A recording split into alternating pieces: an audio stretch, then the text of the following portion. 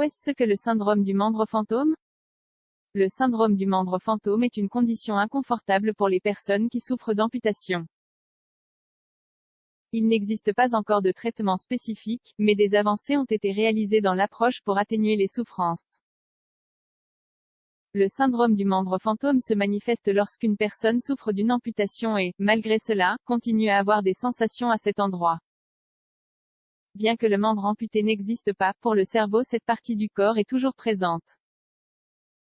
Les sensations référées à l'endroit où se trouvait le membre sont la douleur, les démangeaisons, la chaleur et la pression. Toutes ces sensations peuvent survenir ensemble ou une seule à la fois. Le modèle de présentation n'est pas toujours le même.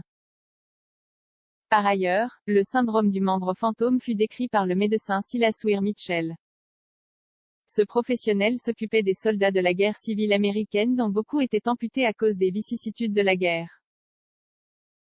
Parmi eux, il a pu observer fréquemment les symptômes du membre fantôme. Les sensations sont si fréquentes qu'on estime qu'environ 85% des personnes amputées en souffrent. Au fil du temps, elles deviennent moins évidentes.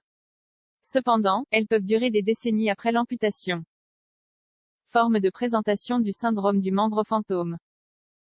Le syndrome du membre fantôme peut se manifester sous 3 formes cliniques. 1. Douleur du membre résiduel.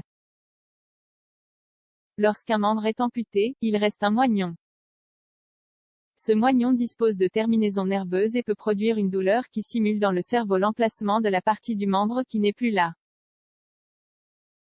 D'autre part, du liquide inflammatoire ou du sang peuvent s'accumuler dans les moignons et contribuer au processus douloureux. 2. Sensation du membre fantôme. Dès que l'amputation est effectuée, durant le mois qui suit, presque toutes les personnes amputées perçoivent le membre comme s'il était là. Il s'agit d'une sensation, et non d'une douleur. 3. Douleur du membre fantôme. C'est la forme clinique la plus gênante et la plus difficile à traiter. En plus de la douleur référée à un espace physique qui n'existe plus, il peut y avoir une sensation de démangeaison ou de chaleur. Cette douleur est assez persistante dans le temps et des débats scientifiques existent encore à propos de sa véritable origine. Est-elle due au nerf périphérique ou au cerveau?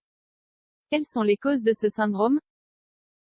Le syndrome du membre fantôme se fonde sur la représentation que le cerveau se fait du corps. Pour fonctionner au quotidien, notre cerveau élabore un schéma corporel de ce à quoi nous ressemblons extérieurement. Lorsqu'un membre est amputé, la structure corporelle assimilée avant l'amputation persiste dans le cerveau. Pour cet organe, les membres sont encore à la même place jusqu'à ce qu'il élabore un nouveau schéma mental.